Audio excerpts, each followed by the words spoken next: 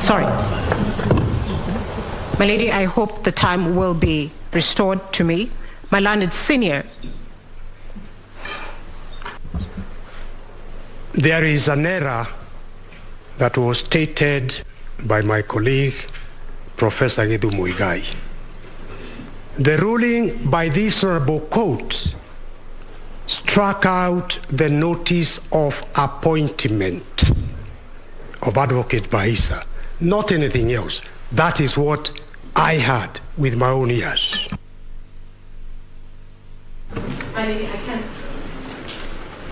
If I may please interrupt you. Counsel, please, without wasting a lot of time, we are capable of discerning what we meant with our own ruling. Let her identify the affidavit she is referring to, and when you are responding, then you deal with the issues that you're raising. I appreciate that, my Lady Chief Justice, but I think if we proceed beyond this point without a common understanding by all the advocates as to what was the consequence of striking out the notice of appearance, then many on this side may make reference to those documents filed by Issa Mansu.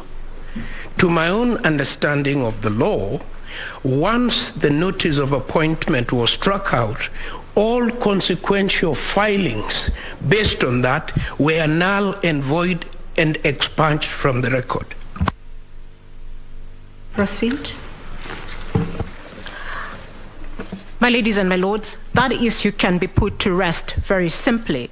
The affidavit that I refer to by Irene Masit is drawn and filed by MS Ouma J and Associates Advocates. I believe each of the commissioners had a right and did appoint their own advocates in response to the petition. And that is what I am referring to. So Malanid Senior is lost on that one. If I may proceed now. My lady, I do refer to the affidavit now of Irene Masit at paragraph 26 of her affidavit, where she deposed that the chairperson and the commission secretary and the CEO failed to ensure that due diligence was done on procurement, proofreading, and printing of ballot papers, which is also a process that takes place prior to the general elections, and which in turn affected the elections in the areas that we complain the election was cancelled. She lists it, and for time, I will not refer to them. The averment is that the error on which the IBC relies upon, or the chairperson relies upon, that led to the cancellation of the result, was one of willful neglect.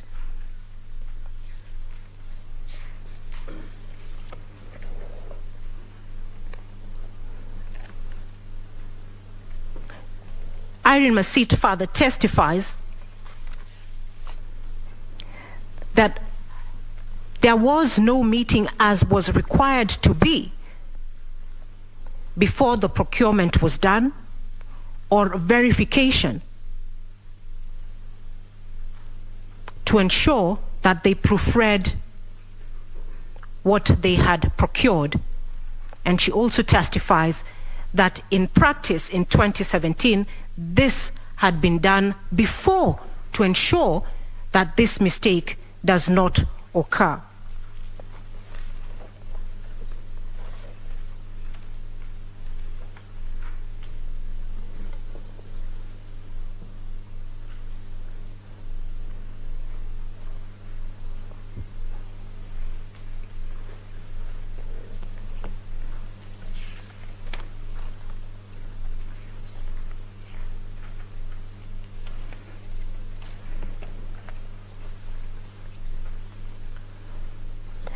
My ladies and my lords, to the extent that that admission is made by a commissioner, we submit that we are supported or find corroboration to our complaint that the cancellation of the vote in the areas in which we have complained about was deliberate and not accidental.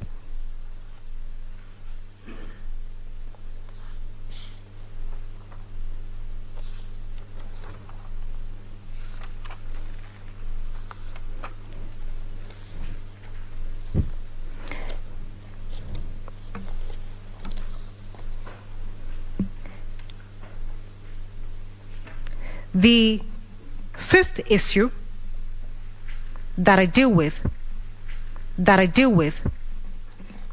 was whether there were unexplainable discrepancies between the votes cast for the presidential candidates and other elective positions.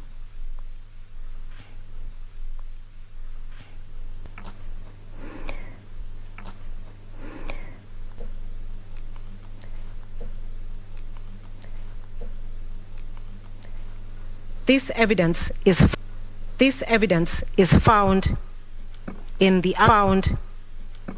affidavits of Celestine Anyango,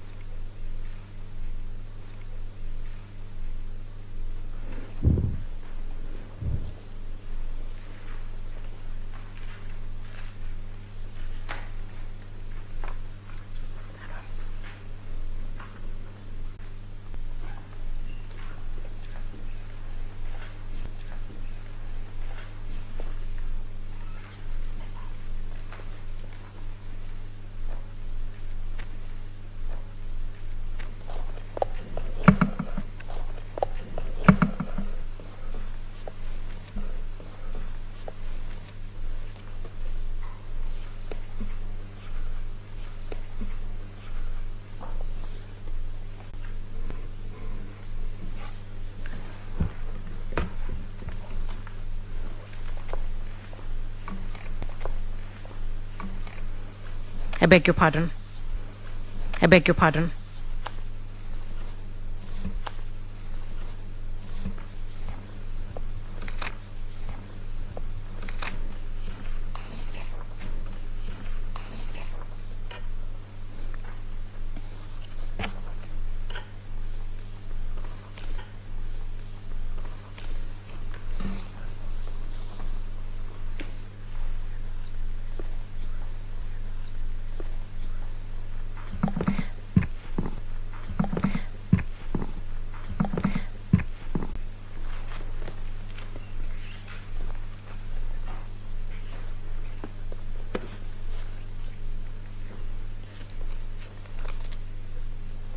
My ladies and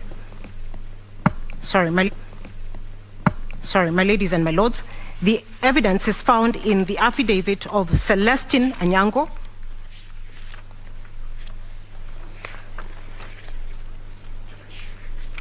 where she shows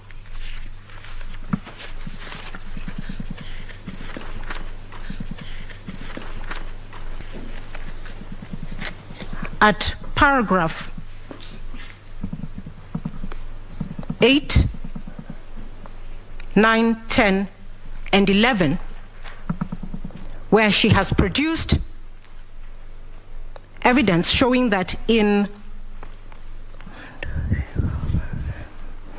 8 counties, there was a discrepancy between the votes cast for the president, votes cast for the governor, votes cast for the senator, and votes cast for the woman representative. The total number of the votes discrepancy is 33,208. And my lady, it is at this point that I reiterate again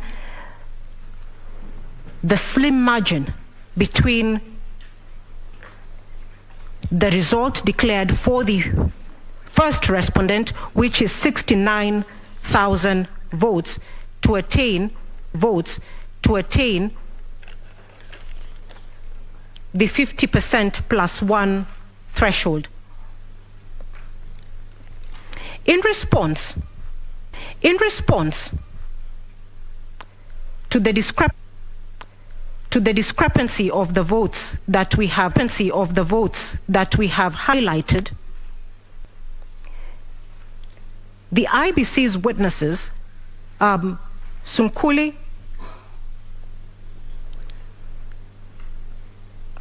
Moses Ledama Sunkuli, I believe, states that those discrepancies are accounted for by prison votes.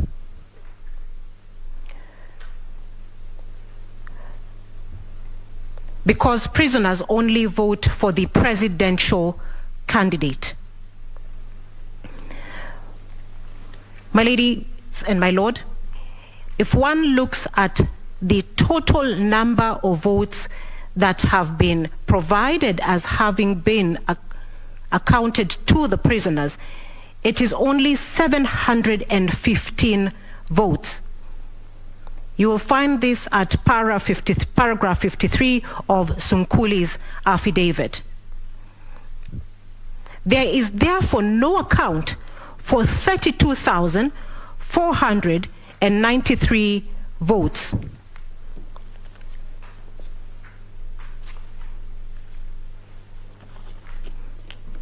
On that issue alone, we would like the court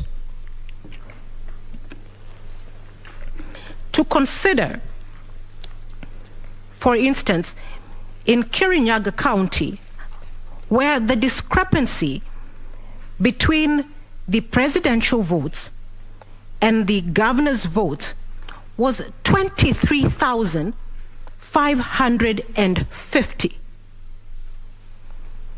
which the only answer given by the respondents is that these were stray ballots. My ladies and my lords, a rough calculation of what is given as stray ballot for Kirinyaga County alone yields 33 stray ballots per polling station on average in Kirinyaga County, which we submit is not possible.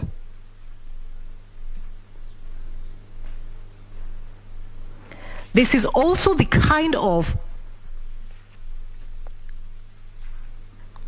issue or discrepancy that, based on the rules, ought to have been brought to the attention of the National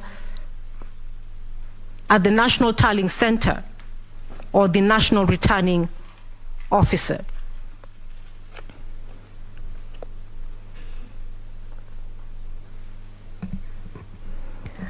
We rely also upon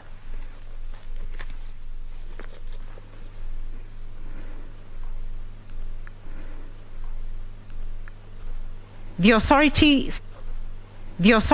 cited in our submissions of William Kabogo, where the learned Justice Kimaru said a difference of over 5,000 votes between the parliamentary position and the presidential can only be as a result of fraud.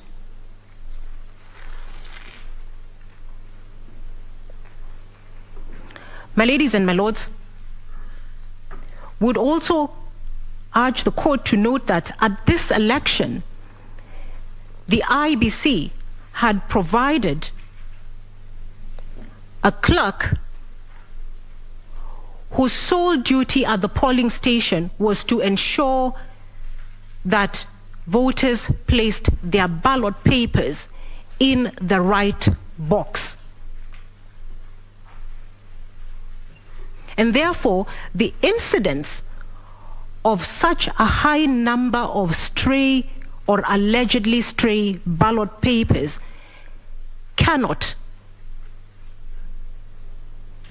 be explained and has not been explained.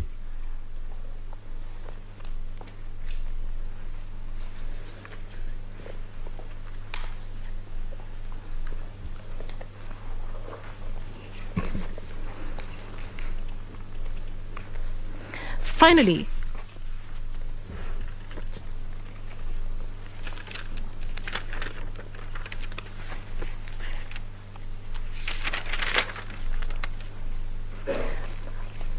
my ladies and my lords, as time is not on my side, we urge the court to look at the evidence of Arnold Ochieng Oginga on the discrepancies between the Forms 34A,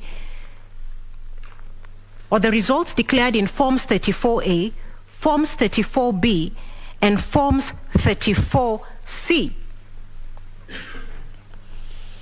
The design of the election was that this was to be a seamless transaction, and therefore the Forms 34A and the results therein ought to be the same as the Forms 34B, and ought to be the same as the Forms 34C. In his affidavit, Arnold Ochieng Oginga finds that there is a discrepancy in the results to the extent of over 180,000 votes.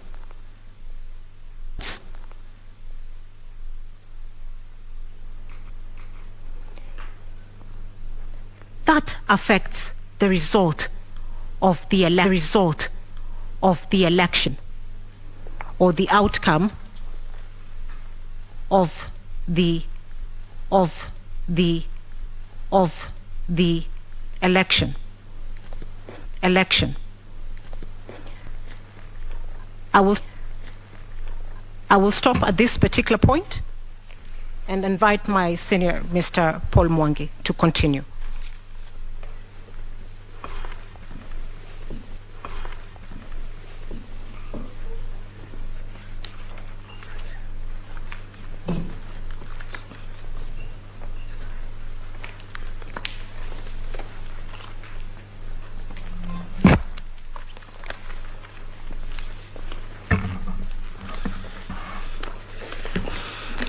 Madam Chief Justice, Madam Deputy Chief Justice, my lords, my ladies, I am to address myself to the sixth issue of the court, whether the IBC carried on the verification, filing and declaration of results in accordance with Article 138(3)(c) and Article 138(10) of the Constitution. The thrusts of my presentation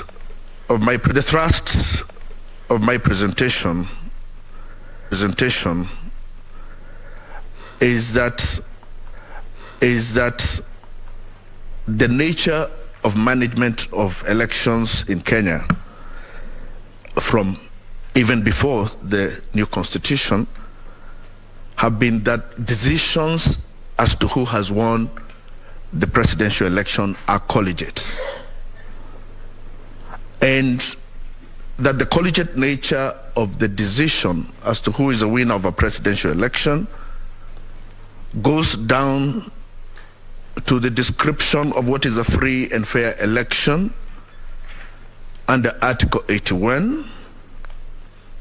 And in Article 81E, the Constitution describes a free and fair election as an election, E3, conducted by an independent body, 4, transparent, and 5, administered in an impartial, neutral, efficient, accurate, and accountable manner.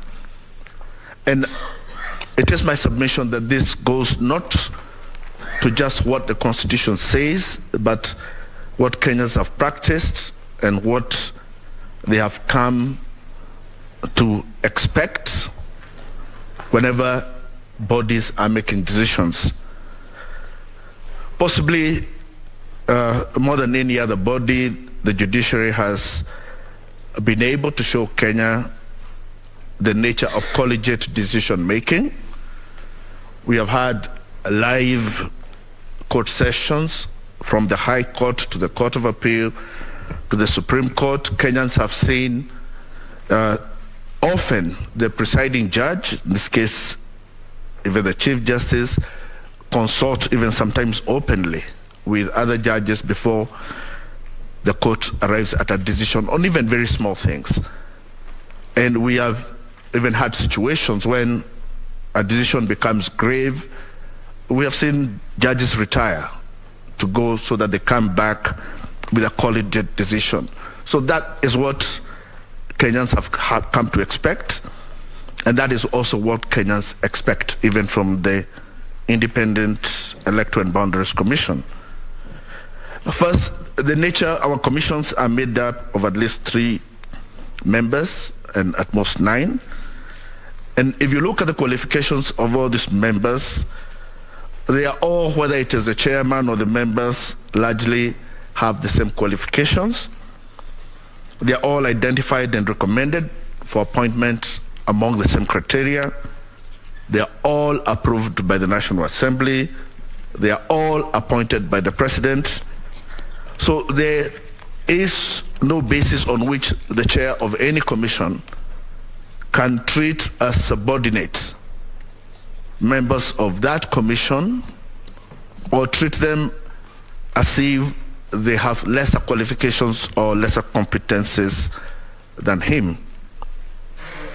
They all enjoy the same security of tenure. They all enjoy the same security in their remuneration. And so they are all expected to execute very substantive mandates. My lords, this question as to the mandates of commissioners came up in the case of Michael Kamau versus the Ethics and Anti-Corruption Commission, which is in our list of authorities, came up in the High Court and came up in the Court of Appeal. And the courts, both courts were very categorical as to the fact that the constitutional mandate of a commission is borne by the commissioners. And in that case where a commission had attempted to reach a decision without commissioners, the court annulled that decision, and said that that decision had to be made by commissioners. And in respect of the powers of a chairperson, again, the minor KI case all the way from the High Court to the Court of Appeal and to this court have made it clear that the chairperson is not the commission, and that he has to act with the rest of the commission for him to deliver a proper constitutional decision. So that collegiate nature of the decision making in a commission is captured very well in Article 138(3)(c) in Section 39(1)(c) of the Elections Act, which make it very clear that it is for the commission to tally and verify the results. And in Article 138(10) is only where the chairman is asked to declare the result of that decision. And our submission is that the requirement to declare does not give the chairman any power to tally, to verify, or even to reach a decision as to what he is going to declare. That part of the Constitution was first captured in Section 41 of our previous Constitution, in subsection 11, which had a proviso that provided any decision of the commission shall require the concurrence of a majority of its members. And that is why I say the collegiate nature of decision making at the Electoral Commission even precedes our new constitution. And at that time, there was an attempt, which I will submit is an attempt that has also been made this time by the chair of the Electoral Commission, to take away that collegiate nature of decision making at the Commission. And if you read the Kriegler report, which is also next to a list, it talks of an attempt at that time, or actually an actual creation at that time of an office that was called the Supervisor of Elections. And the Supervisor of Elections was an executive office that was used to undermine the independence of the Electoral Commission of Kenya. And as we moved to the first multi-party elections, one of the first insistence that Kenyans had was that the Supervisor of Elections must be removed and that decision-making regarding elections must be taken back to the ECK. That was not even enough, because Kenya still felt then that Section 41 was still not clear enough. And in Act number 6 of 1992, which preceded the first multi-party elections, Kenyans insisted that the mandate of the Commission be made clearer, and we now promulgated Section 42A into the old Constitution. And Section 42A made it very clear that the Electoral Commission shall be responsible for directing, supervising presidential, national, and local government elections. So by the time we were coming to the new Constitution, we had already taken a position that decisions regarding presidential elections have to be collegiate. When the new Constitution itself was being promulgated, there were several options that the framers of the Constitution could have. They could go back, making this the decision of an independent office, as Mr. Afula Chebukati has attempted to act. But instead, they created, for the first time, what they called independent offices, created the DPP, the Auditor General, and Controller of Budget as independent offices, but found it wise to retain the collegiate nature of decision-making as an act of the Commission. The question then we asked is why is it necessary for there to be a collegiate nature? In the decision making regarding presidential elections. I say, one, it's because it gives integrity to the decision, and the more important a decision is, the more it may require more people to make it. And we see that also in our court system, where decisions are made in the High Court by one judge have to be made by three in the Court of Appeal, and have to be made by five at the Supreme Court. And this is even being seen in sports today, that in very important matches they have even moved away from leaving critical decisions to one referee. And we have now gone to even video assisted refereeing, so that more people can weigh in on a decision that is that important. The second thing is that the collegiate nature secures the independence of the commission itself, so that you don't have one person who can be in a position where they cannot resist maybe pressure, and therefore, so long as we know that there are seven people making this decision, we are more confident about its independence. But thirdly, my lady, my lords, there is also the question of the legitimacy of the decision, and this comes from what this court said in 2017. And in paragraph 371, in the case of Raila Odinga versus IEBC, the court says that elections are the surest way through which the people express their sovereignty. Our constitution is founded upon the immutable principle in the sovereign will of the people. It says that, in fact, it is the people and they alone in whom all power resides, be it moral, political, or legal. And so they exercise such power either directly or through their representatives, whom they democratically elect in free, fair, transparent, and credible elections.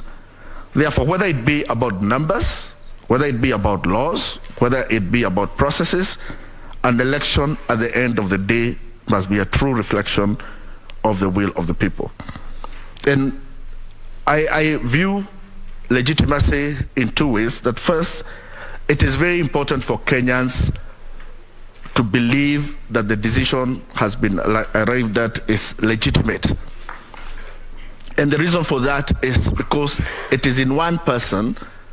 They have asked to delegate their sovereign authority. So they believe that a decision has been reached that is legitimate is very important. And you see that in Article 131, that political legitimacy of that decision is covered in Article 131 of our Constitution. Because Article 131 gives our president 4 powers. He makes him the head of state and government in paragraph A. In paragraph C, it makes him the commander-in-chief.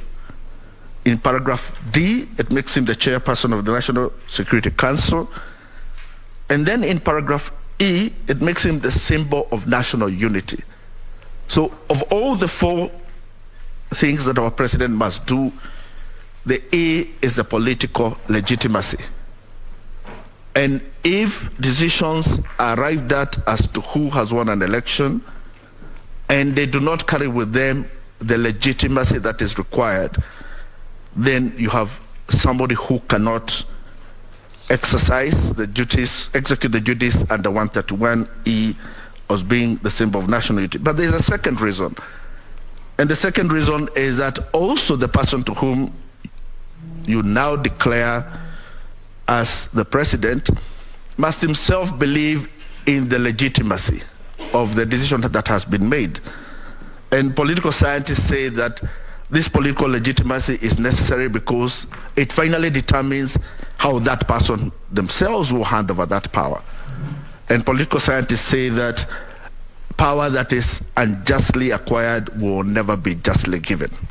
So if you want to have a legitimate transfer of power in a country into the future, you must ensure that that power is also known not just to the public, but to the person who acquires it as legitimately obtained. The question then comes to where we find ourselves today, where we have the chairman and a minority group saying they carry the day in this decision, and we have 4 commissioners. And the question this court has to ask is who would it believe? And it's our position that Mr. Wafula Chebukati has disrespected the Constitution, has been unable to secure the legitimate result of an election that was conducted. And in terms of deciding who to believe, my lord, first and foremost, Mr. Wafula Chebukati has not had a complaint to make as to how these 4 commissioners worked ever since they entered the commission in September 2021. On the other hand, there are lists of complaints as to how he himself has conducted this election that start way back from 2017, that he bungled up the 2017 elections. We've captured in a petition that he has had 4 other commissioners resign on him previously. There's unilaterally printed ballots. He's unilaterally made decisions about use of registers, and in our both affidavits and petition, we have made a list of all the misconduct that he himself has executed. And the result of all that, you come to the conclusion that what the chairman has attempted to do is to install himself as a new age supervisor of election, totally emasculate the role of all other commissioners, and you now have a decision that is his, supported by a minority of the commission. And our argument is that that declaration is not a constitutional declaration. That declaration is unable to found the declaration that was supposed to be made under Article 131(8). And one of the most glaring things that comes also from that conduct, is the issue of the 27 constituencies. And the 9th respondent knows the importance of that, because in paragraph 6 of his affidavit, he purports that those results were read. He purports that, in fact, that the disaffected commissioners announced those results. But the affidavit of Professor Goulier and the response of Chebukati themselves clearly say that those 27 constituencies were not verified and announced. And the reason for that, according to the 4 commissioners, is because he emasculated the role of the other commissioners and they never sat down as a commission. I will finish my presentation as to the unconstitutionality of that declaration with 2 examples. We have had previously a situation such as this in the Truth, Justice and Reconciliation Commission. I'll ask the court to take judicial notice of what had transpired as the commissioners fought with their chairman regarding what was the report of the commission. And it was very clear that the report of the commission had to be what was decided, by the commissioners. But I will also leave this presentation with something closer home. In the past couple of years, there has been a dispute between the executive arm of this country and the judiciary regarding who makes the decision as who becomes a judge. And it has been the position of the national executive that the power to appoint comes with it with some form of power to decide. And this judiciary has been very clear all the way from the High Court to this court that the power to appoint in no way includes a power to decide on who becomes a judge. I say that for the same reason, the power given to the chairman of IEBC to declare the result of an election in no way gives him any power to decide what that result will be. And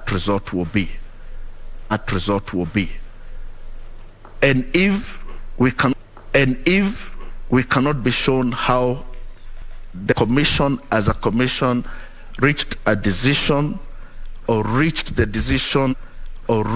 decision that was pronounced by its chair on the 15th of August, then I implore this court to use the same reasoning and tell the chairman, in the same voice that it has told the national executive, that your power to declare does not give you any power to decide on what you declare. That is all, my lords.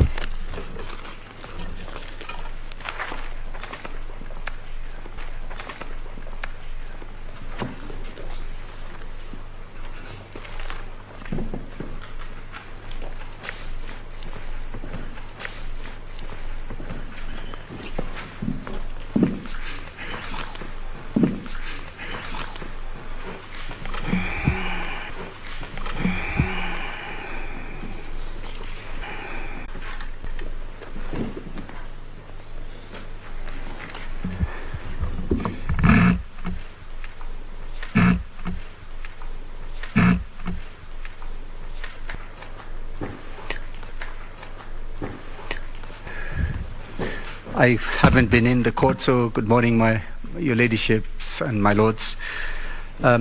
My humble responsibility today is to deal with technology, and that is covered in the issues that were framed by the Honorable Court as 1, 2, and partially issue number 3. I have been listening to the submissions of my learned colleagues, and I will try not to repeat any of them except where absolutely necessary. I start by referring to Article 86 of the Constitution.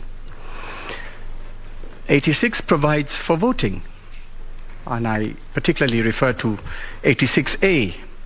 The voting method must be simple, accurate, verifiable, secure, accountable, and transparent.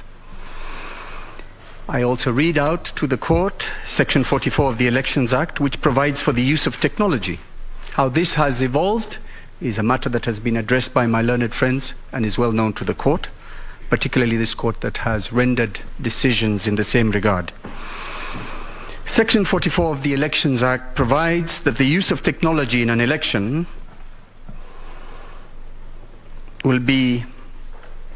should be an integrated electronic electoral system that enables biometric voter registration, electronic voter identification, and electronic transmission of results.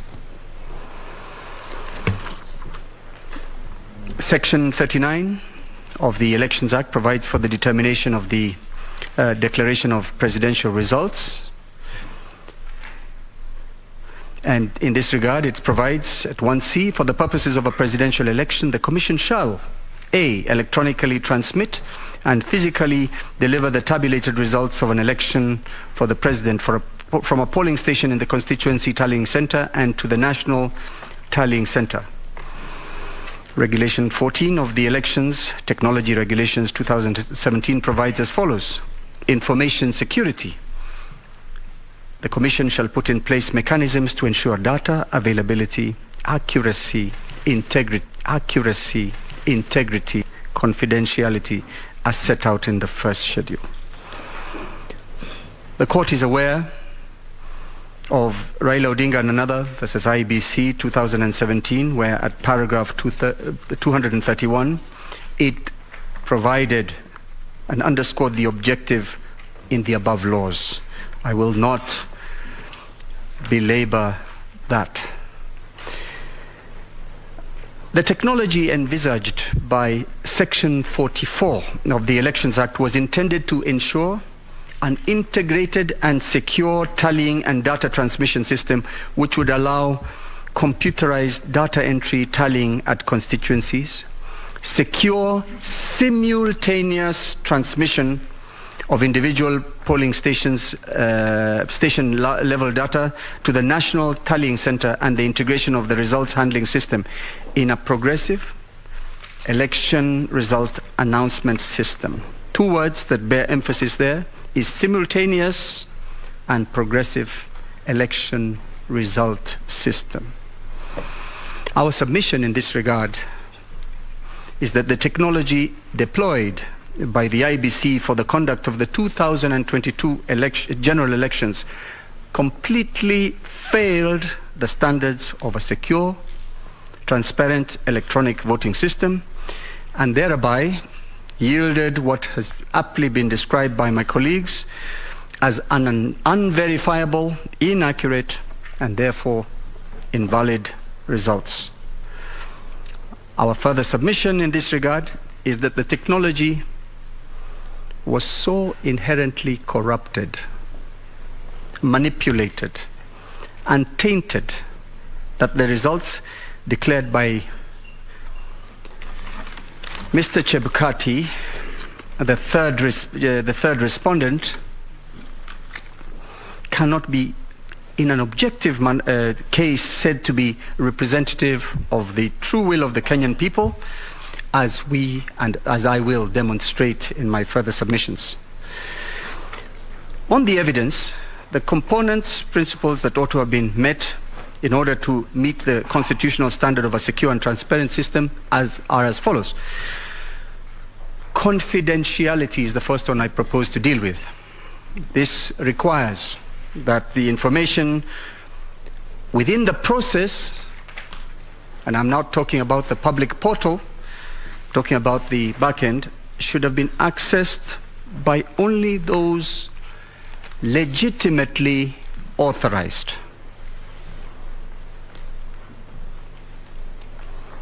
And those authorized, in order for them to be accountable, are persons whom the entire commission, in its, as defined by my colleague Paul Mwangi, the entire commission ought to have been fully aware of, gazetted where necessary, and it would certainly help if they were also Kenyan nationals. Integrity is the information used should be accurate, complete, protected by various and protected from malicious modification, which includes alteration or obstruction, either by authorized or unauthorized persons. Availability.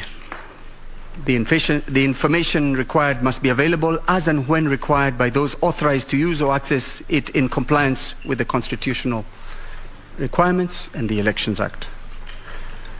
Non-repudiation, an audit trail must be maintained on activities related to the information. An audit trail in this regard is, should the court so require, should a party so require, it must be readily available in the appropriate manner. Authenticity. The information itself must be proved to be genuine, and the source must also be proved to be genuine. I submit on behalf of the petitioners that on the security aspect, there was lack of security. The first instance of that demonstrates this is the operation and use of the IBC and availability to, I repeat that again. The first is operation and use of IBC election materials and equipment to identified unauthorized persons. And I'm referring in this regard to the now infamous Venezuelan nationals. I will elaborate on that in a few seconds. The second is the penetration by way of hacking and illegally granted access of the IBC system by known and unknown persons. I distinguish between hacking and unauthorized grant of access. Hacking is where a person outside the system doesn't have the key, and I'm using the simple illustration, and so he accesses it through the roof, room through the roof or the back door, and he enters the system. The illegal grant of access is a situation where the codes, the credentials that are otherwise legitimate are granted to unknown persons. In the case of the now infamous Venezuelans, there is plenty of affidavit evidence on record, and I particularly refer to the affidavit of Martha Karua, the second petitioner, dated the 21st of August 2022, which contains or encloses the statements by the DCI, and of course the rebuttal by Chebukati on behalf of the IBC. Your Ladyship, my Lords, I also refer to the affidavit of Juliana Cherera. I also refer to Annexure JC3, the National Police Service press statement dated 22nd of July 2022. Annexure JC4, press statement by ABC Chairman dated 21st July 2022, stating that the 3 key personnel responsible for the deployment and management of elections infrastructure, and that the 3 Venezuelans were employees of Smartmatic International BV.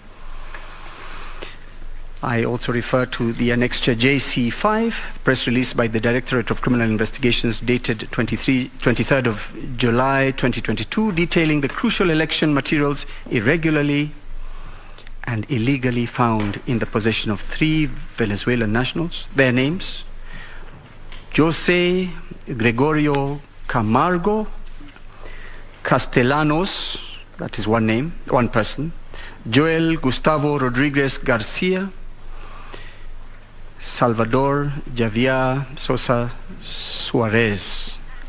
Those were the persons named in the detailed Directorate of Criminal Investigations report. My Lords and Your Ladyships, I would like to emphasize that the Directorate of Criminal Investigations is the national institution charged with the responsibility of investigating crime. Crime in relation to the Penal Code, the Elections Act, all crime. And that evidence, the statement by the DCI regarding the Venezuelans, is not a matter that can be taken lightly and wished away by the chairman of the IBC. I will deal then with the issue of the penetration or the compromise of the IBC system. And I ask the court to look at the affidavit evidence of John Mark Gidongo, 2 affidavits or 3 affidavits, Benson Wesonga, an IT forensics expert, George Njoroge, IT forensics expert, and the forensic analysis of the DCI of a laptop confiscated from one Kip Ngosos at the National Tallying Center. I also asked the court to look at the affidavit of Justus Nyangaya, who is one of the commissioners. Which responded? Sixth respondent. Thank you. I will summarize the affidavits. The evidence of John Mark Gidongo, he has sworn 2 affidavits, one on the 21st of August 2022 and the other on the 28th of August 2022. In his affidavit, at paragraphs 2, 3, 8, 9, and 10, he talks about the illegal access into the system and manipulation of the presidential results, how it was orchestrated and implemented. At page 4, paragraph 12, he produces evidence of a video recording. Paragraph 8, page 8, paragraph 16, he witnesses how he saw this young person illegally and very easily access the IBC system, where he was able to see information including that of his name, and other accredited observers at the IBC National Tallying Center, and pages 13 and 18 of certain screen grabs. In the affidavit dated 28th August 2022, page 2, paragraph 4, John Githongo clarifies what was given to him in the first affidavit, but more importantly, at page 2, paragraph 6, he produces the actual logs that were used to show access to the system. I wish to make a short submission regarding the evidence of John Githongo and the transcribed interview he had with this young person. And I'm discussing this in the context of the probative value of that conversation he had with this young witness. It came out that somewhere, somehow, in the current suburb, there was a group of about 50 people who had access to the ICT systems of IBC, whereby they were intercepting results before they were uploaded on the public portal. When that was put out and the responses first came, that suggestion was rubbished. But in further evidence, I will demonstrate to the court that it now turns out that that is probably and most likely what happened and what created this entire mess that is called the election results of the 2020-22 presidential election. In the case of George Njoroge, whose affidavit is on record, whose CV is on record, a computer forensic expert with wide-ranging experience in investigating all manner of crimes, including those involving terrorism, through investigating the IT aspect. In his affidavit dated 28th August 2022, he has attached his detailed audit and analysis report of IBC results transmission system and operating system log files. And I emphasize that amongst those he analyzed are the logs annexed to the affidavit of Justice Nyangaya, who is the 6th respondent and who was the commissioner of IBC, in charge of ICT.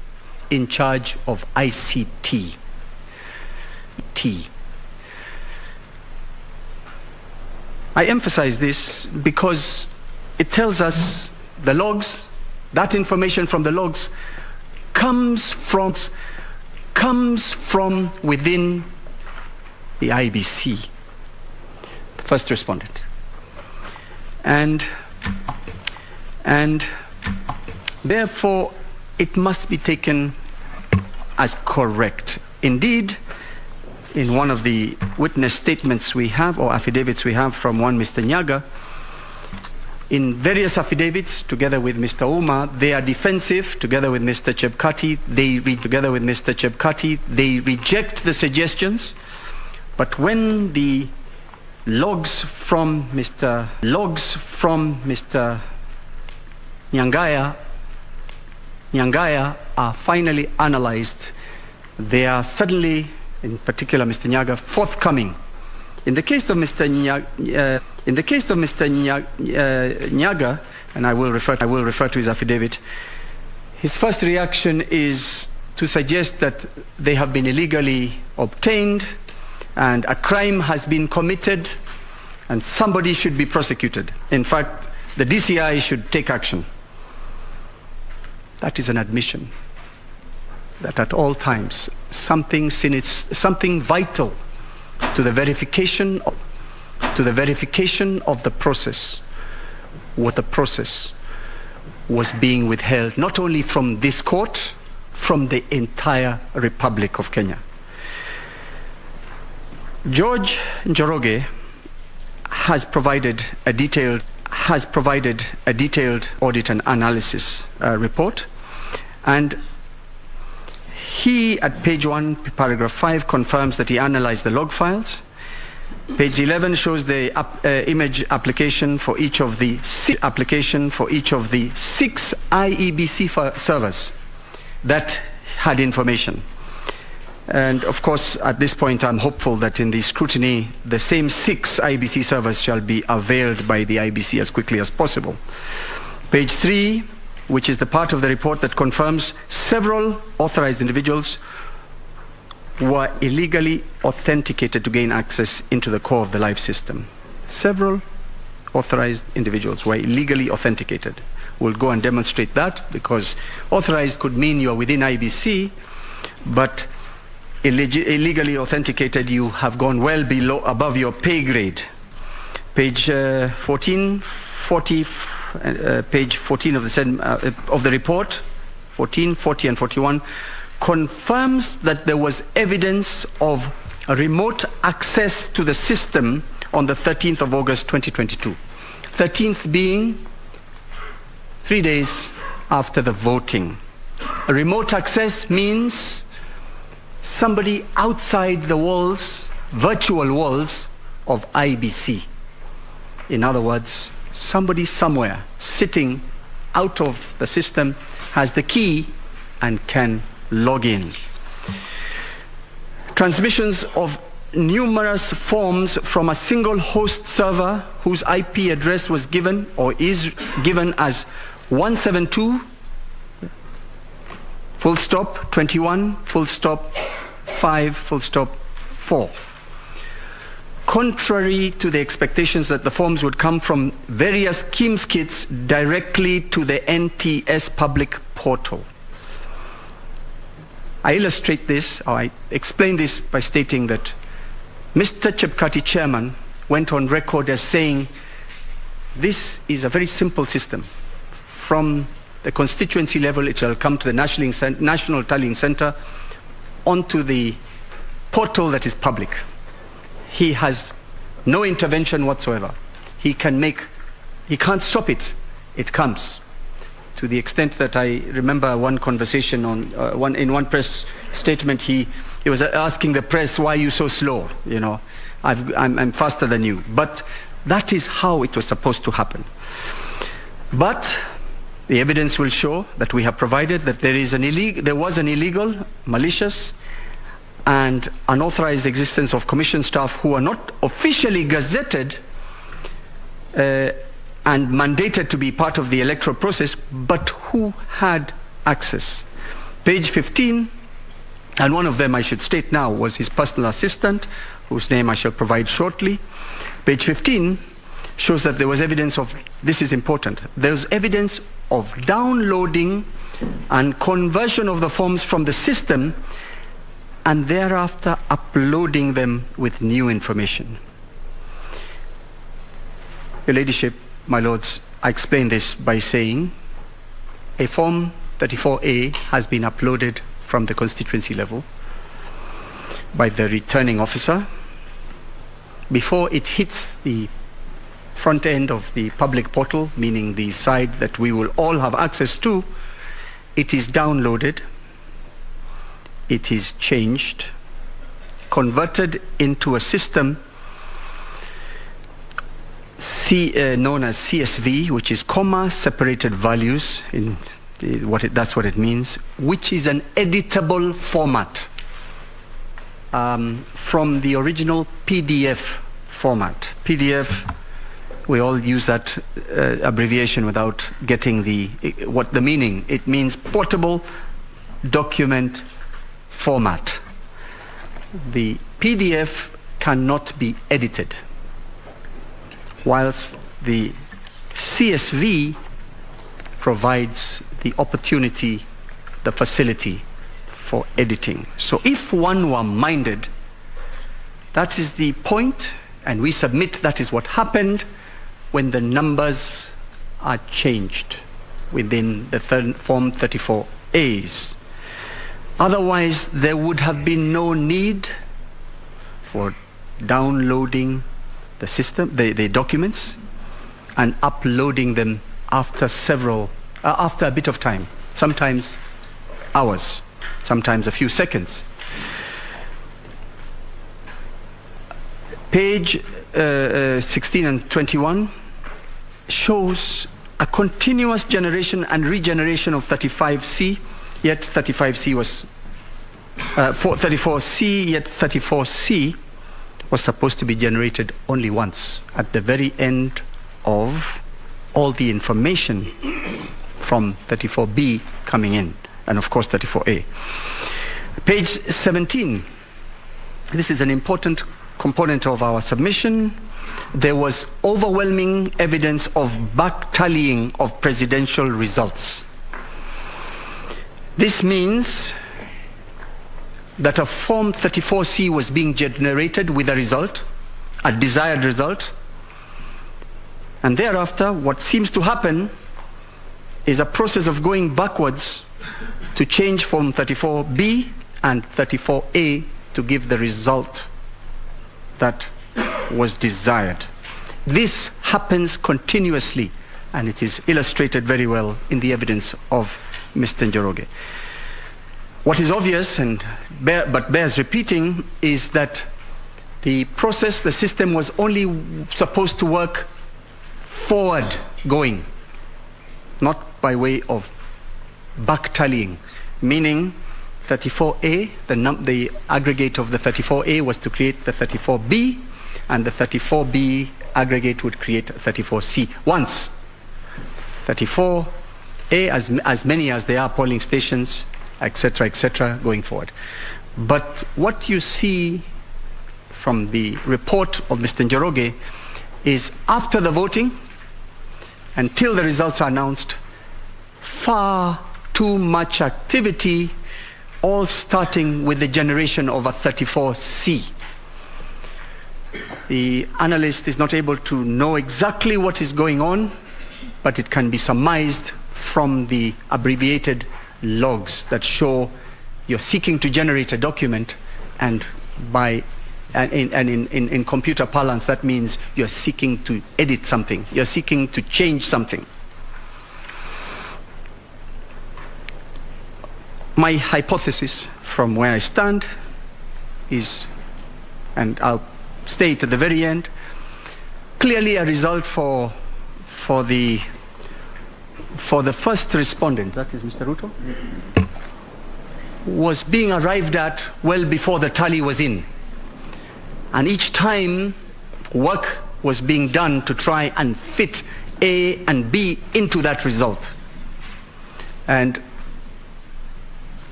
through the confusion, because people who engage in such exercises make mistakes, at the very end, the result is forced on Kenyans through a defective 34C, where the commissioners cannot agree, and Mr. Chebukati walks and says, it doesn't matter, third respondent, it is my result, and you can tell what you want to the birds at Serena. So, the process ought to have been, ideally, 46,232 Form 34As ought to have been generated into 291 34Bs, and in turn have generated one, I repeat, one 34C. However, you will find, your ladyships and my lords, that an analysis of the logs shows several regeneration of 34Cs, which in turn lead to what I have just described. But at all times, you see a downloading of 34As in the CSV format, which is the editable format. Page 20, 21 and 22 show that as of 21st of August 2022, the hours are 15:48:33 seconds. A Form 34C had already been generated. I repeat that. As of 12th August 2022, 15:48 and 43 seconds, a Form 34C had already been generated. The results were hardly in, according to IBC. What was the business of anyone within that system generating a 34C? We were 2 days away from the final announcement. Page 23 also shows that similar transactions as the one on 12th August 2022 was done on the 14th of August 2022 at 3:57 Page 23 shows that Form 34C was received in a PDF format at 3:57:01. Thereafter, instructions issued to the system to receive data to create 34C. And thereafter, an action of starting document Form C generation is commenced and finally was successful. Page 25 shows the above action was repeated on the same day at 4:01:33, and it goes on and on. I don't wish to take up too much time.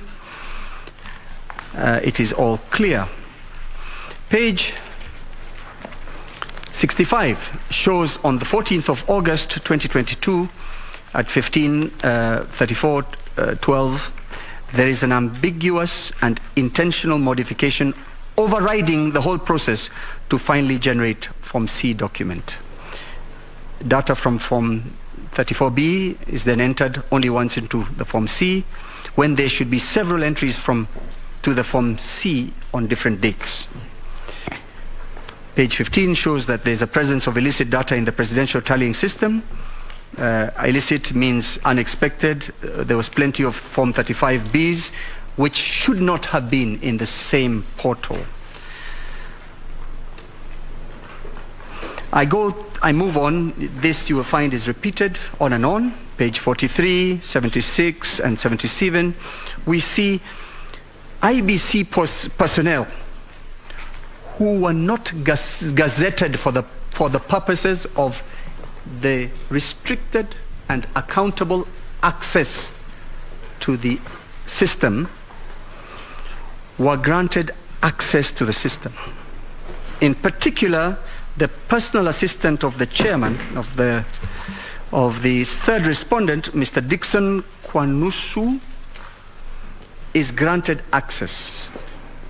As a rejoinder, we have seen a belated authority to have such access, which is well after the election.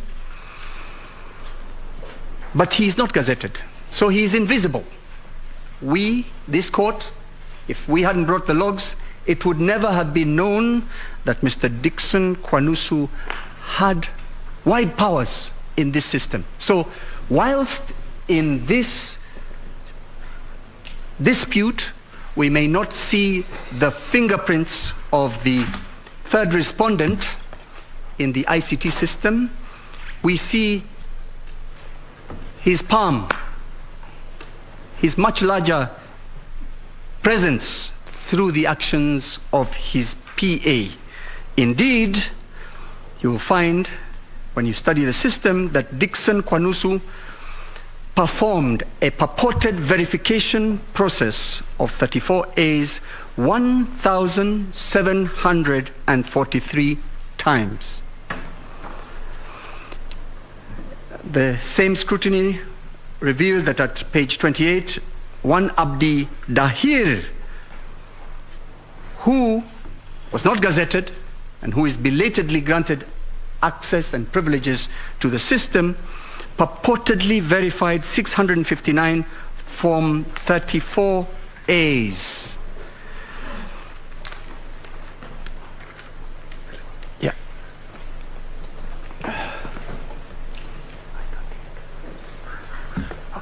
So, I ask the court to look at the affidavits of Ben Wasonga. He is also another computer forensic expert. His evidence is substantially the same as George Njoroge. I will ask the court to note that the tender documents did provide that whoever was to provide the system was to be able to provide a KIMS kit that would provide compressed color photograph images using a compression technique that is in compliance with JPEG. However, the court will find that all finally displayed Form 34As were in black and white.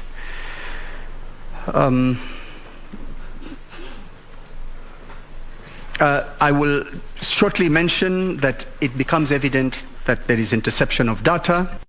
It's called a man-in-the-middle or machine-in-the-middle attack, and it gives probability and great, it supports fully the evidence of George Njoroge and John Githongo that in fact the system had unauthorized persons. I would go quickly to the evidence of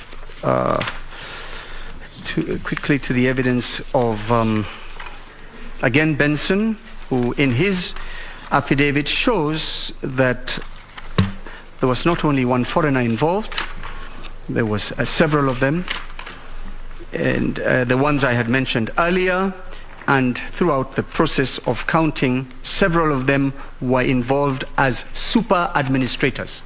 Super administrators is the power to even create and join servers to the system, change, alter documents, delete documents. This is at page 2 of paragraph 9 of the affidavit sworn on 28th August 2022, where the super administrator, in this case, the one J.C.A. Margo, who occasionally uses a different name, is able to create user accounts, install applications, change user roles, assign resources, read documents, write documents, modify or edit documents, and delete documents. I honorably suggest that it shows that this election was controlled from everywhere except IEBC. And I have read the affidavit of Mr. Chebukati. He suggests that the Venezuelans felt harassed after their arrest and left the country, but I respectfully submit that they remained fully connected to the IEBC servers. I have said page 3, paragraph 8 shows the unauthorized users accessing the system, a total of 6 of them being, I found the page, is C. Silva, Josio, Vito, JCA, Margo, Ogudino, and J. Lugo. I conclude by saying, what is the response of all these very serious allegations? I say that we get it from the affidavits of the 4 commissioners who have differed with the chairman. They have stated categorically that that whole system was created by was controlled by one person, the third respondent. They were kept in the dark. Mr. Nyangaya, who was in charge of ICT, was also shocked that foreigners were controlling the system and had access during and after the election.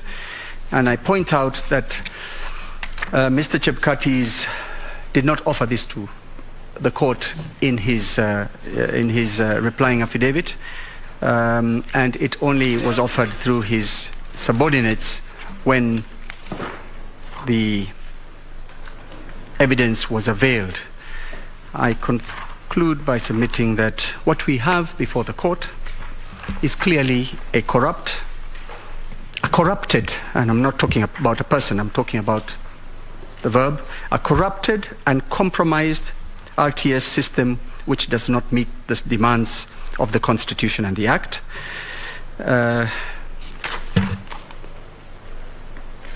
And it is only a matter that will be determined after scrutiny whether something can be retrieved from the system, which includes, and we focus on the results that were first uploaded onto the KIMS kits. Perhaps that's where we will find some truth. But whatever got to Bomas of Kenya was totally corrupted, I submit, by corrupt IEBC officials. I lastly point out that you will find in the affidavit of Mr. Benson Wasonga, Smartmatic, by some strange coincidence, is reportedly mired in several controversies in the management of elections technology around the world, including Venezuela and the Philippines. Perhaps that makes them unqualified to most of us, but makes them eminently qualified for the fraudulent objectives of the first and second respondents. Thank you.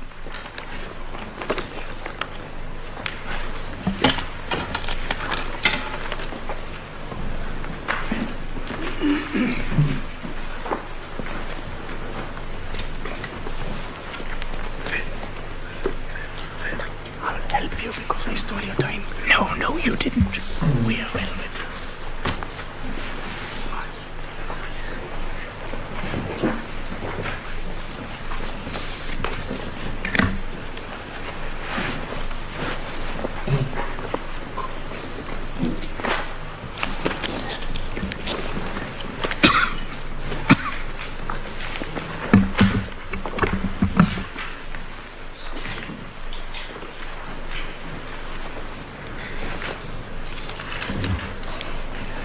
My Lady Chief Justice,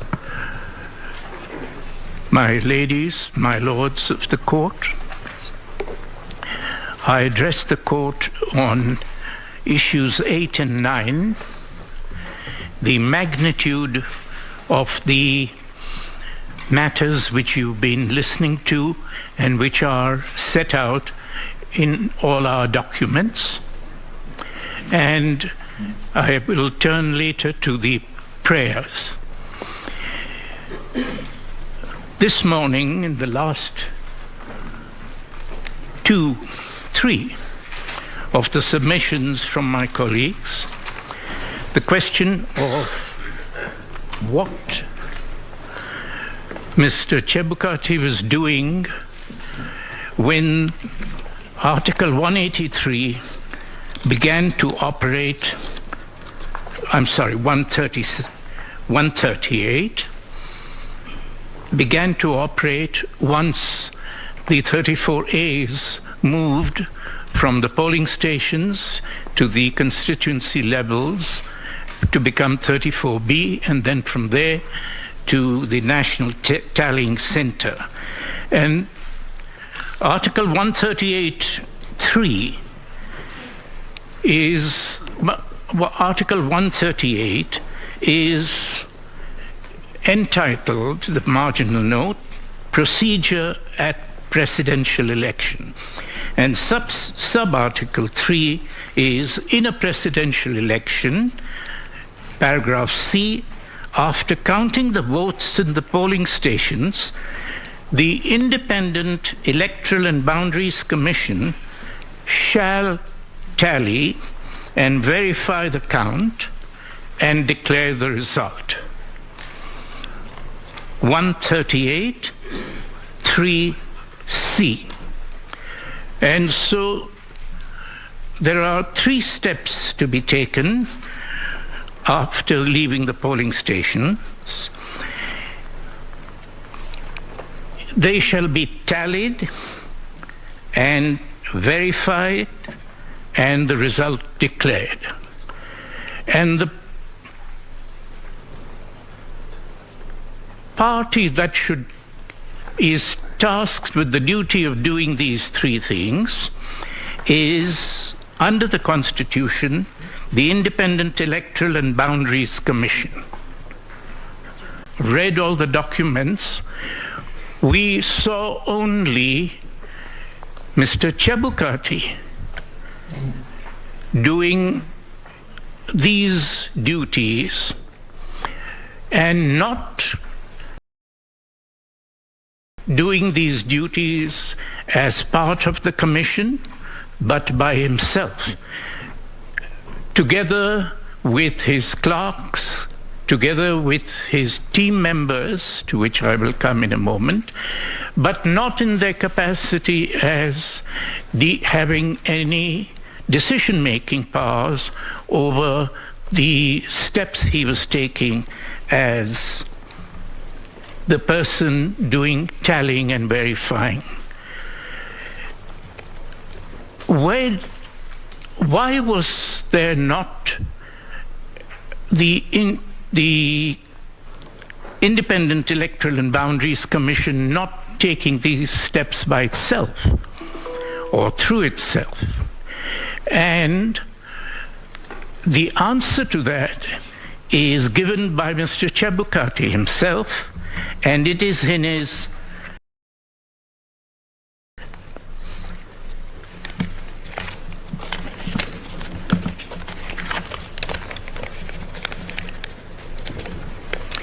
sworn on the 26th day of August 2022. And this is what he is setting out in paragraph 108.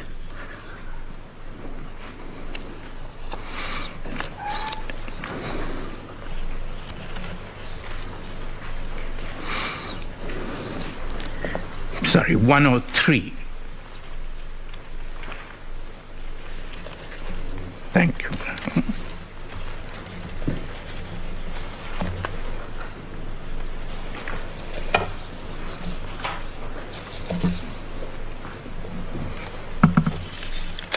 On page 10, members of the court, my apologies, to paragraph 37.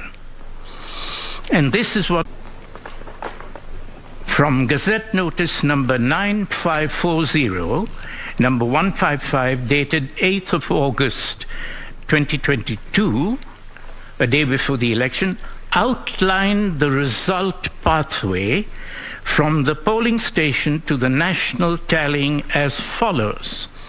And then he quotes the Gazette Notice, subtitle, "The Presidential Returning Officer," into brackets, Commission Chairman, Roman 1, receives Form 34As and 34B. Article 138 is reading that the form should be received by the IBC. Roman 2 from the Gazette Notice, the Presidential Returning Officer Commission Chairperson verifies. And later on, again, he says, declares. Where does he get this authority from? Is from the Gazette Notice. And so that Gazette Notice is set out in his affidavit. And the is reading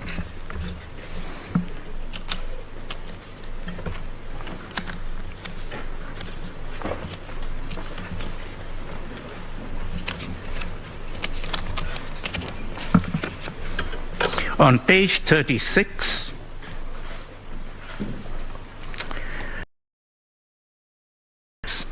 Is in the X made, and it sets out the result paths at the National Tallying Center, which we have seen. And so we search for the authority to move away from Article 138. How did it get from IBC to Mr. Chebukati?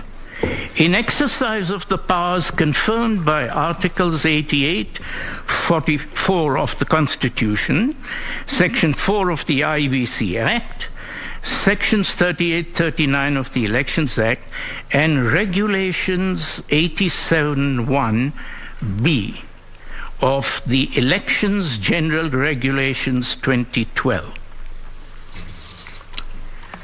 This shift has come through these General Regulations 2012 at a different time, and brings a different receiving party. And that receiving party is the returning officer, into brackets, Commission Chairman, and the 87 itself, the regulation, is an amendment and is referred to by Mr. Chebukati. We submit that Regulation 87 and this pathway that he has put down is a repeat of Article 138(3)(c), but with one significant alteration. Instead of the IBC receiving the votes, instead of the IBC verifying the votes and declaring the tally and the verification, he has put his own name. The chairman. Simple submission we have that this is subsidiary legislation. The pathway which he was relying on in the Gazette notice is void totally. The subsidiary legislation from which the Gazette notice is derived is void, as being in total conflict with not only its principal legislation, but with the Constitution itself. This is what takes the tallying and verification process away from the IBC and took it into what was happening from the 9th of August right up to the 15th of August. And this was breaking every single national value set out in Article 10. The was a checkpoint. It's widely believed, and the chairman is the first to fan this, that there is only one in the process of counting, and that is 34A at the polling station, close of polling, a photograph, the Keem skit, and that's the check. We have to. There isn't only one check. There is a second key check. From the 34As to the 34Bs, there is generated 34C. And 34C is so key that it needs a second check. And who is there to do that checking? No longer the agents at the polling stations. In their place, the Constitution sets the IBC, the 7 commissioners. And the 7 commissioners are checking the movement of the thousands of 34As into 200 of the 34Bs. And the people watching them are the 7 commissioners who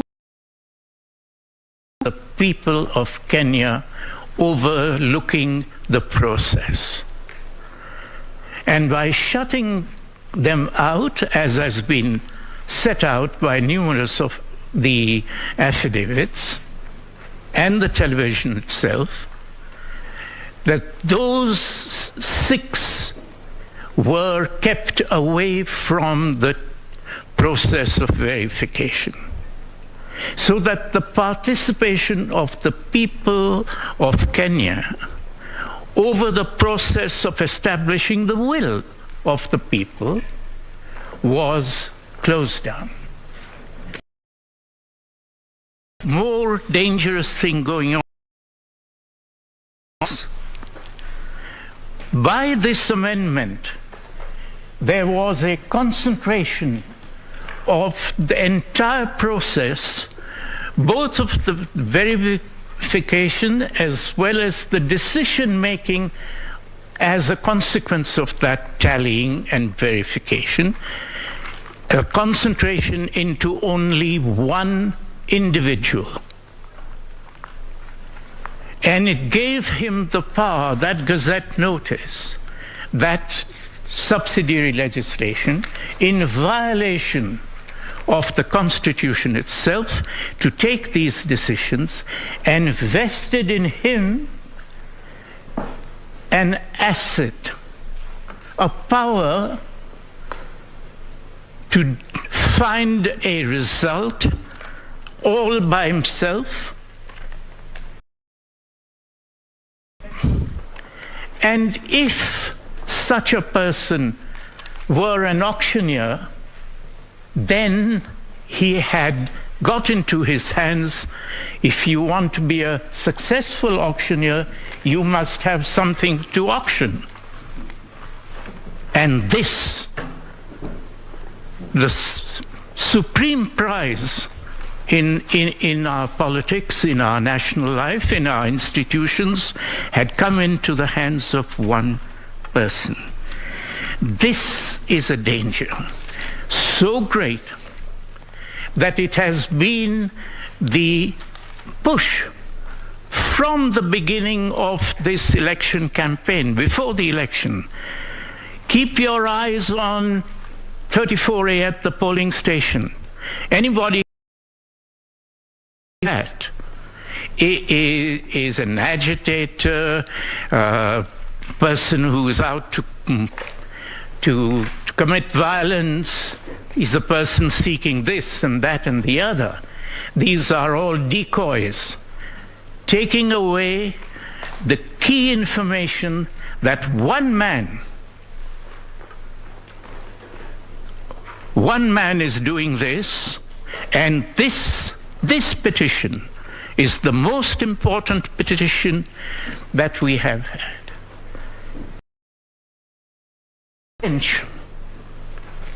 There are 3 counsel here who filed and were present and argued the first presidential election petition against an incumbent 25 years ago, in 1992, now 30 years ago.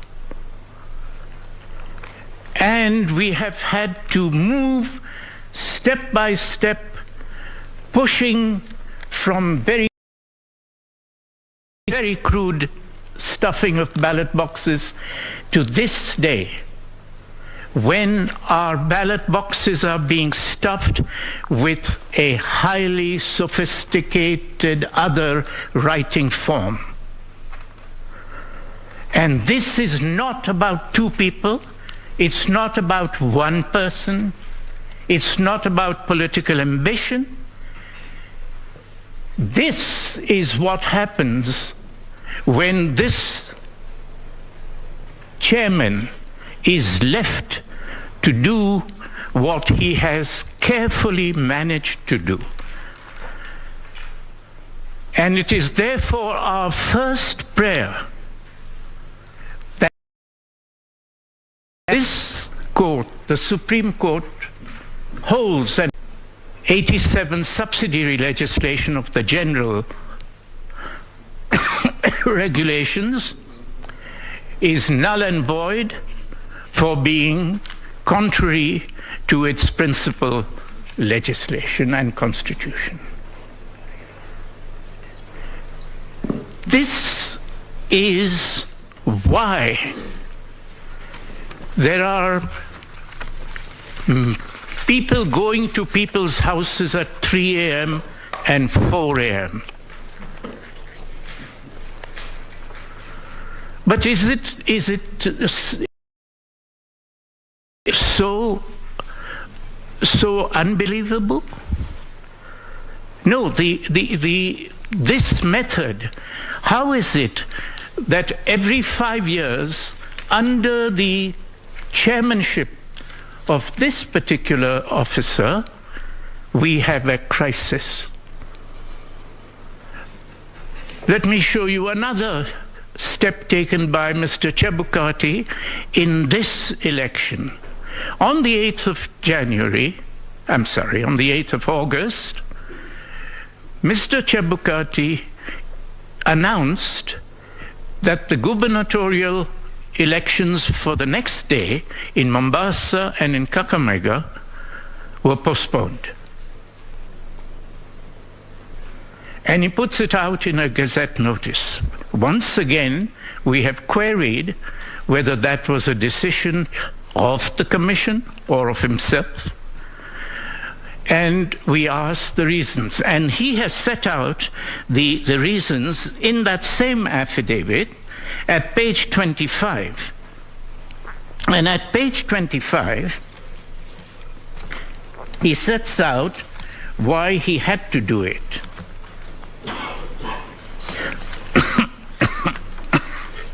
Sorry. And this is what he says. Paragraph 103 of that affidavit on page 25, that despite spirited efforts by him and his whole teams, whatever they are, to have the printer replace the ballot papers urgently, it was not possible, he says, to complete all logistics in time for the elections. In the circumstances, the Commission was constrained, now he is seeking their umbrella, was constrained to postpone the gubernatorial elections in Kakamega and Mombasa, and then he gives the authority. Pursuant to Section 55B of the Elections Act and Regulation 64 of the Elections General Regulations, which allows the Commission to postpone an election in a constituency, county, or ward, quote, I've been quoting, quote, where it is impossible for an election to proceed, full stop.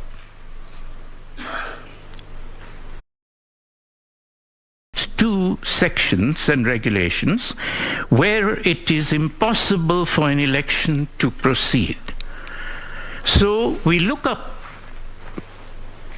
section 55B of the Elections Act. Here is 55B of the Elections Act. Postponement of elections by the Commission. Subsection where a date has been appointed for holding an election, postpone the election in a constituency, county or ward for such period as it may consider necessary, where A, there is reason to believe that a serious breach of peace is likely to occur if an election is held on that date. But Mr. Chebukati says that's not the reason. B, it is impossible to conduct the elections as a result of a natural disaster or other emergencies. He hasn't said it was because of the natural disaster or other emergencies. He doesn't say they were there. C, that there has been occurrence of nature and gravity as to make it impossible for an election to proceed. A, B, C. None of these were applicable, but even if they were invoked, none of them were present in fact. But see what Mr. Chebukati had done. He had lied. He said that in Section 55B, it is provided that they may postpone if it is impossible to conduct the elections, full stop. And when we look at Regulation 67, it's identical with the same conditions. Once again, he is lying. And there is not the slightest concern, for the values of Article 10 and the whole Constitution. This is two things here to watch, members of the court. Number one, that this is a person who with impunity. This is a person who sets out the wrongdoing that he is practicing with mens rea. This is not a mistake. This is a very calculated, very calculated subversion of force. He plans this, does it on the last day,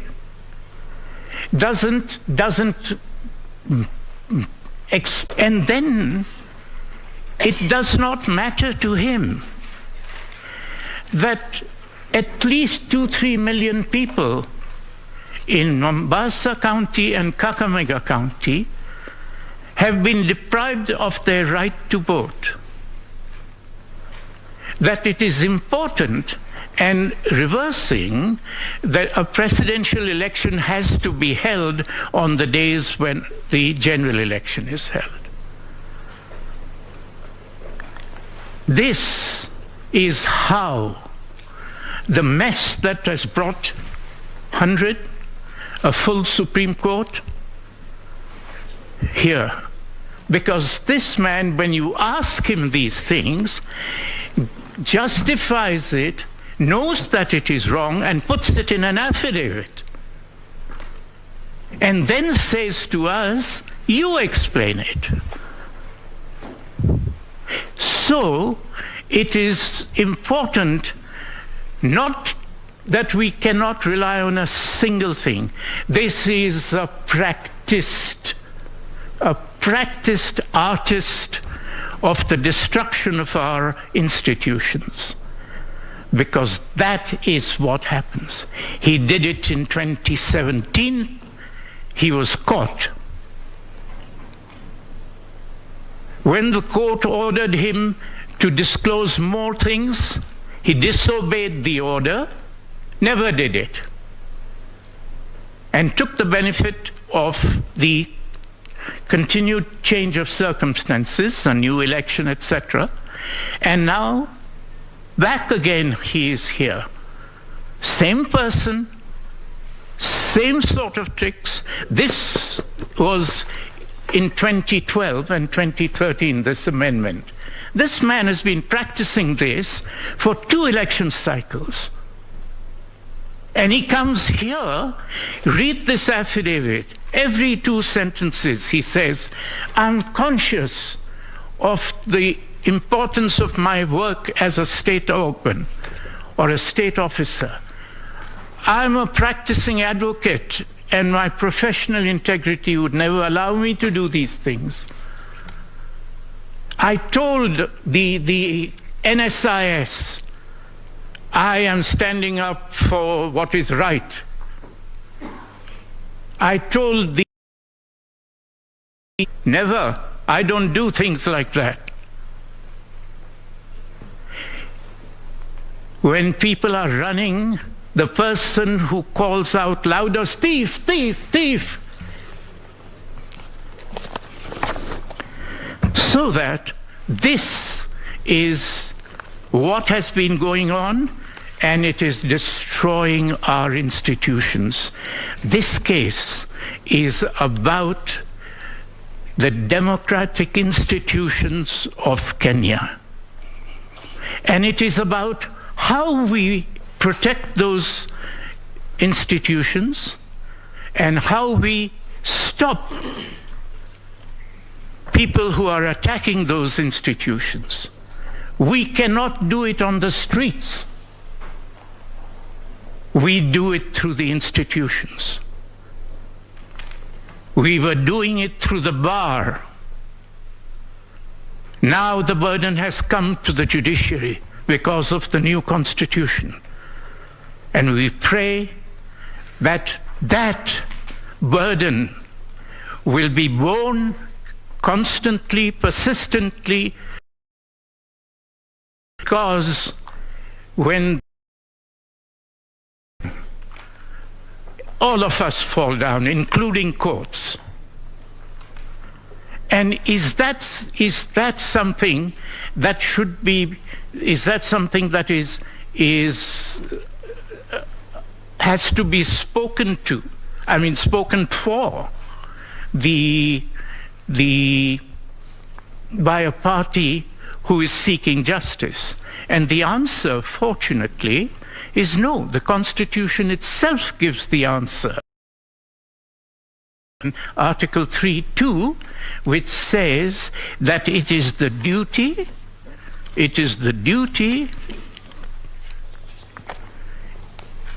every person has an obligation to respect, uphold, and defend this Constitution. Defend? Armies coming from abroad don't care about our Constitution. We're not defending this Constitution against armed incursion from anywhere. That defense is from enemies within who use this. It is not unusual. The subsidiary legislation emanates, as we all know, from the institution itself. And a letter goes to the Attorney General saying, I would like to amend this. This is what I want. The Attorney General says, give us a draft. The draft comes, sent to the draftsman, legal draftsman.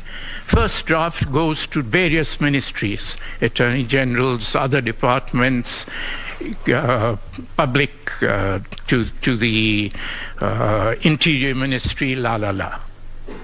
So this has been done very calculatedly.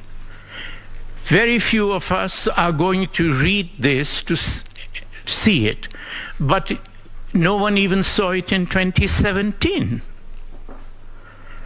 So we have work ahead of us. And so may I turn then to the second issue that I'm coming on to submit to your ladyships and lordships, and that is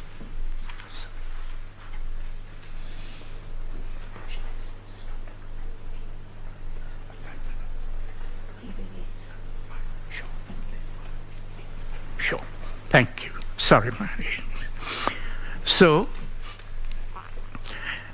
the prayers are there. We are asking for prayers in the petition, and we respectfully request that the court looks at them and deliberates on them. But the court also has, for example, in the Elections Act itself, under Section 80, subsection 4, the court has power. The court has power to, if there is evidence that you find, you may issue directions that the certificate is to be made out in the name of the person who has secured more votes. The second prayer we do make outside this is this, that we cannot have, whatever the outcome of this petition, we cannot have the self-discredited person who is giving false affidavits and doing all these things to be the chairperson of the IEBC or anything at all. And so we are also saying that there are two prayers in relation.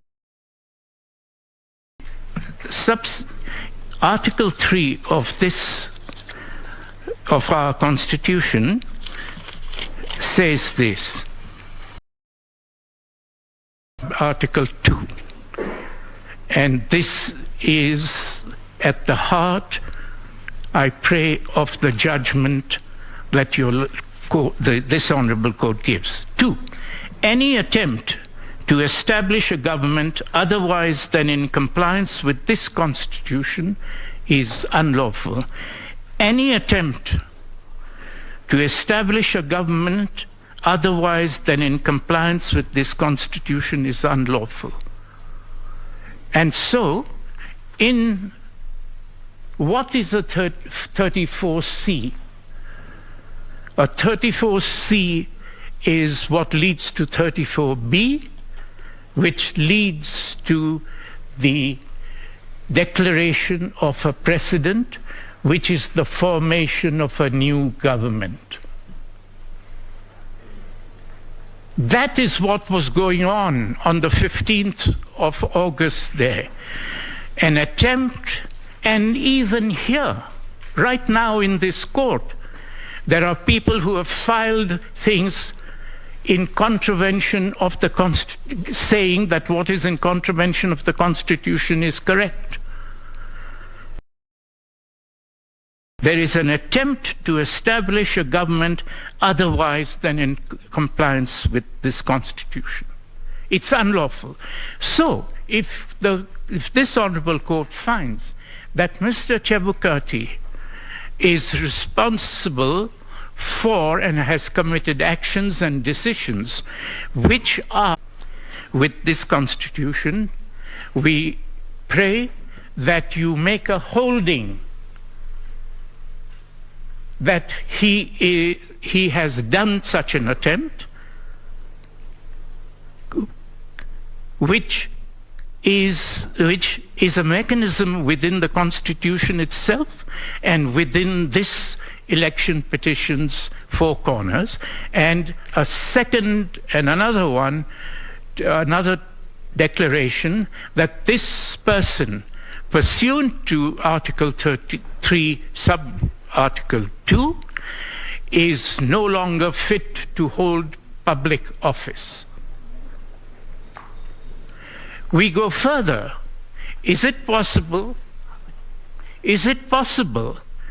that we can stop it by stopping Mr. Chebukati alone and we submit? No. It doesn't matter whether Mr. Chebukati will find another Mr. Chebukati next time. We have to stop those people who do not take those steps, but who take the benefit of those steps. And those people who take the benefit of the steps which the Constitution itself says is unlawful cannot take public office on the basis of a false 34C, 34D, of a declaration made by a person who knows he's made it falsely, so that we also pray that those who seek to benefit from the Article 2, and you have the powers to make the same orders, that they too are making an attempt to establish a government in Kenya otherwise than in compliance with this Constitution. And we pray that this court moves our country forward with those two steps of orders in relation to all parties benefiting and all parties carrying out this mass attack upon Kenyan democracy. Thank you.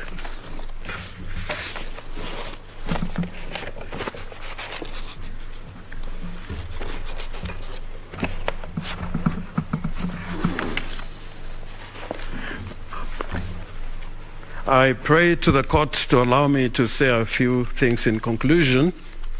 And I'm honored to come after my senior, Mr. Firoz Norji, senior counsel. I cannot forget to put it on record that in 1993 I filed a similar petition challenging the president, and my lawyer was Mr. Firoz Norji and Mr. Paul Mwangi, and I'm forever grateful. And so was Mr. Many times I was locked up, he was always available to appear for me, and like many other counsels who are here. I want to urge the court that what has been put on record, and particularly the evidence that has come through the submissions of my learned friend, Mr. Morgor, it's so important in terms of making a decision as to what to do with the elections that were held on the 9th of August this year.